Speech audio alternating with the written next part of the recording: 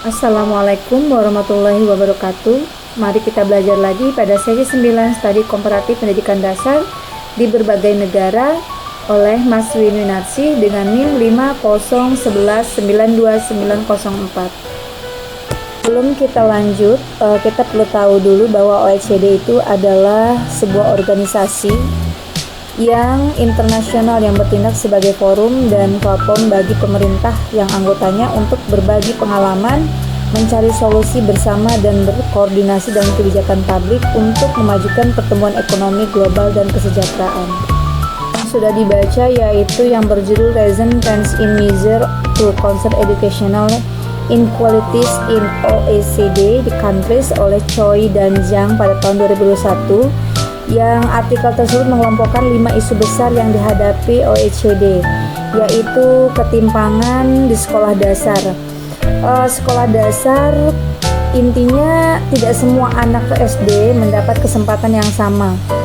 Jadi ada anak yang terlahir dari keluarga kaya dengan akses buku, gizi dan lingkungan yang sportif dan juga unggul dibanding dari anak yang keluarganya kurang mampu.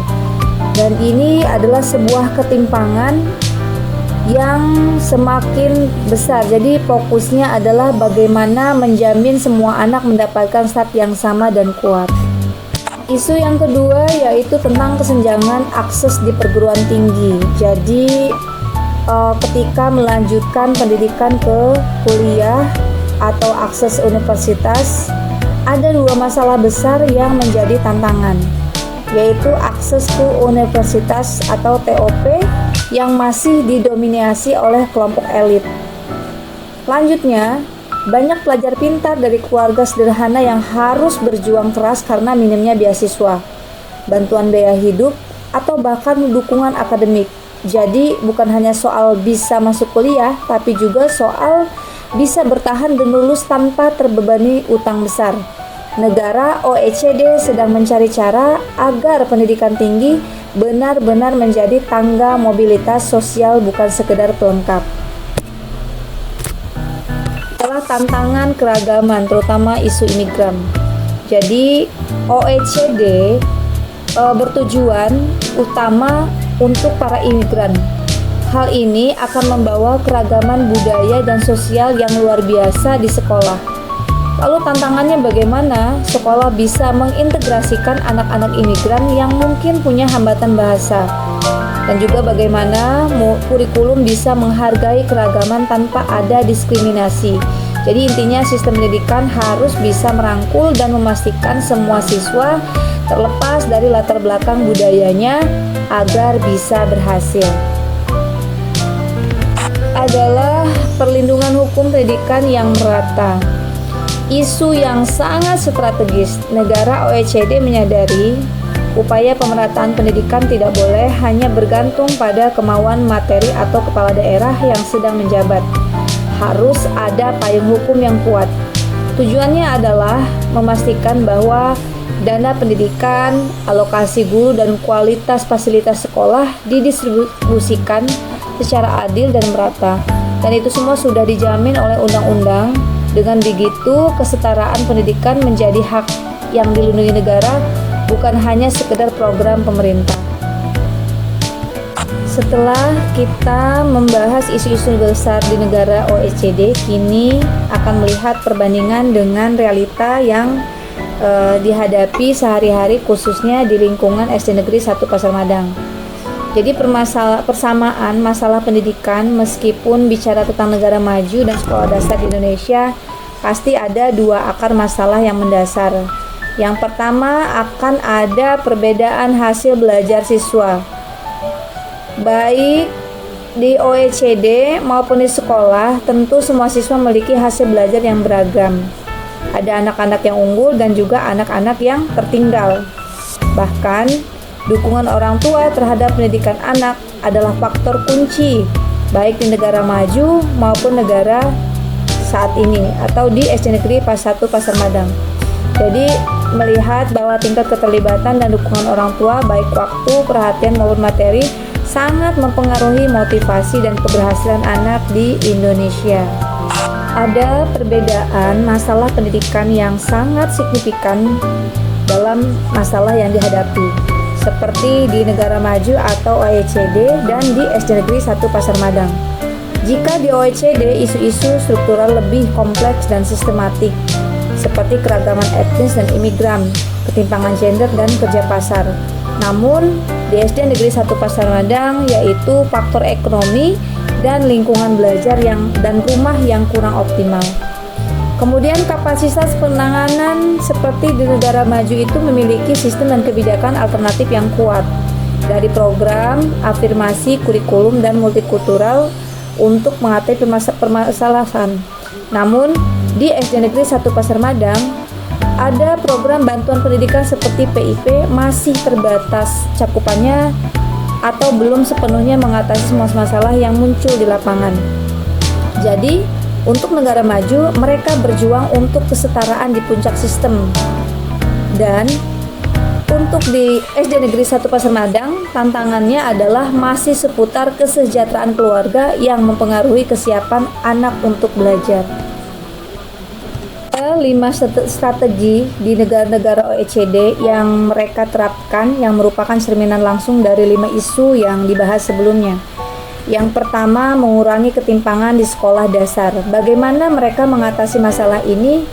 Yaitu mengatasi akar masalah ketidaksetaraan sejak usia dini. Fokusnya pada mereka berimplementasi besar pada pendidikan dasar usia dini atau PAUD dan sekolah dasar di wilayah-wilayah yang kurang beruntung. Contohnya, mereka menerapkan program afirmasi, mengalokasikan guru terbaik ke sekolah yang paling membutuhkan dan menyediakan sumber daya tambahan. Misalnya, program nutrisi atau bimbingan khusus agar semua anak mendapat fondasi yang sama kuatnya. Reformasi dokumen bagi mahasiswa perguruan tinggi untuk memastikan akses pendidikan tinggi yang adil dan berkelanjutan. Strategi ini seringkali berkaitan dengan reformasi bantuan keuangan seperti beasiswa dan pinjaman pendidikan. Dan contohnya adalah menyederhanakan proses pengajuan bantuan, memastikan beasiswa diberikan berdasarkan kebutuhan, bukan hanya prestasi, dan mendesain program bimbingan agar mahasiswa dari latar belakang kurang beruntung bisa sukses di kampus. Adalah menghargai keragaman sosial dan budaya yang mengintegrasikan populasi yang beragam, terutama imigran, ke dalam sistem pendidikan. Jadi, pendidikan yang inklusif, pemerintah menyediakan program pengajaran bahasa tambahan dan melatih guru untuk memiliki kompetensi multikultural dan merevisi kurikulum agar mencerminkan sejarah dan budaya yang beragam sehingga setiap siswa merasa dihargai dan diakui.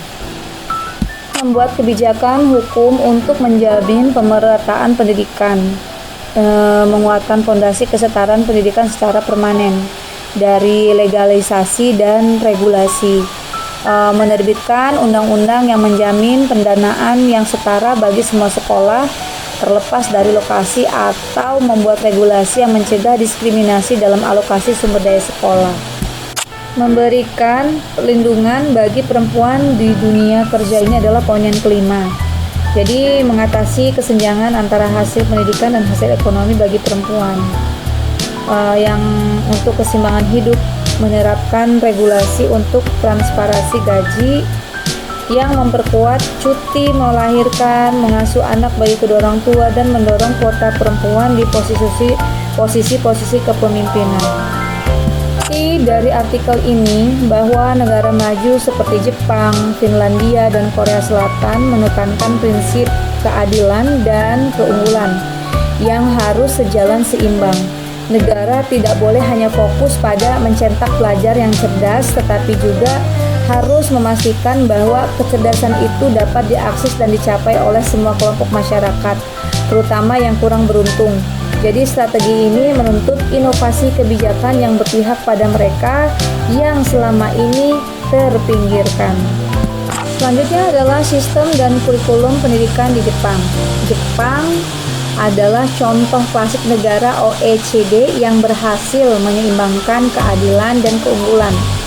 Pencapaian mereka yang tinggi dalam skor PISA tidak hanya didorong oleh fokus pada mata pelajaran, tetapi pada pengembangan siswa secara menyeluruh. Sistem pendidikan di Jepang sangat menarik. Yang pertama, pengembangan akademik dan karakter siswa secara seimbang. Jadi pilar pertama dalam filosofi inti mereka, tidak ada pilihan antara pintar dan baik. Sistem pendidikan Jepang bertujuan agar menciptakan siswa yang cerdas secara akademik sekaligus memiliki karakter yang kuat, yang tentu saja didukung dengan kedisiplinan dan tanggung jawab dan etos kerja yang baik. Pembelajaran aktif dan kolaboratif yang di kurikulum di Jepang mendorong siswa agar tidak pasif di kelas. Mereka menggunakan metode yang membuat siswa belajar bersama-sama dan melakukan sesuatu. Jadi ada tugas kelompok dan proyek yang menuntut siswa untuk berdiskusi, berbagi ide, dan mencapai konsensusnya. Kemudian pemecahan masalah yang dialihkan dari menghafal fakta menjadi kemampuan menggunakan pengetahuan untuk memecahkan masalah nyata. Ini adalah kunci mengapa skor PISA mereka tinggi dalam aspek aplikasi pengetahuan. 3 adalah pendidikan nilai dan kehidupan sosial. Di Jepang, sekolah adalah tempat untuk belajar menjadi anggota masyarakat yang bertanggung jawab. Jadi di Jepang diajari etika, kegiatan sosial seperti kegiatan klub yang intensif dan mengajarkan komitmen, kepemimpinan dan kerjasama tim. Lalu anak-anak juga belajar bagaimana menghormati orang tua dan menghargai lingkungan dan berperan aktif dalam komunitas mereka. Yang keempat adalah keterampilan abad 21. Jepang memahami bahwa dunia berubah cepat, jadi kurikulum mereka harus direformasi untuk membekali siswa dengan keterampilan yang disebut dengan 4C, kritis, komunikasi, kolaborasi, dan kreativitas. Dengan aspek digitalisasi dan berpikir kritis yang mampu menganalisis informasi bukan sekedar menerimanya. Faktor keberhasilan Jepang dalam PISA itu didukung dengan kurikulum yang menekankan pemahaman konsep bukan hafalan. Jadi di Jepang itu memprioritaskan kemampuan siswa untuk menganalisis, menalar, dan menerapkan pengetahuan mereka. Dan juga kurikulum didesain agar siswa benar-benar memahami mengapa sesuatu terjadi. Kedua, budaya belajar yang kuat. Di Jepang, etos kerja dan disiplin yang tinggi baik di sekolah maupun di rumah. Jadi belajar dianggap sebagai tanggung jawab sosial. Ketiga, kualitas guru yang tinggi. Di Jepang, profesi guru sangat dihargai dan memiliki standar kualifikasi yang ketat. Jadi pemerintah memastikan bahwa guru bukan hanya kompeten dalam materi, tetapi juga terampil dalam metodologi pengajaran yang menekankan pemahaman konsep, seperti yang sudah dibahas sebelumnya. Keempat, keterlibatan orang tua dan masyarakat. Di Jepang, pendidikan dianggap sebagai tanggung jawab bersama antara sekolah dan orang tua dan komunitas. Jadi, orang tua mendukung disiplin sekolah dan masyarakat luas menghargai serta mempromosikan nilai-nilai pendidikan. Kelima, sistem evaluasi yang menyeluruh. Evaluasi tidak hanya bentuk ujian akhir, tetapi juga mencakup penilaian proses, partisipasi, dan pengembangan karakter siswa. Jadi, kurikulum Jepang yang berorientasi pada keseimbangan antara akademik dan karakter serta budaya belajar yang masif dan kolaboratif menjadi kunci utama keberhasilan mereka dalam mencapai skor PISA yang tinggi. Sistem pendidikan Jepang dapat menjadi contoh bagi negara kita, Indonesia, dalam membangun pendidikan yang berkualitas merata dan berkelanjutan. Demikian saja presentasi yang dapat saya sampaikan. Terima kasih sudah mendengarkan dan saya akhiri. Wassalamualaikum warahmatullahi wabarakatuh.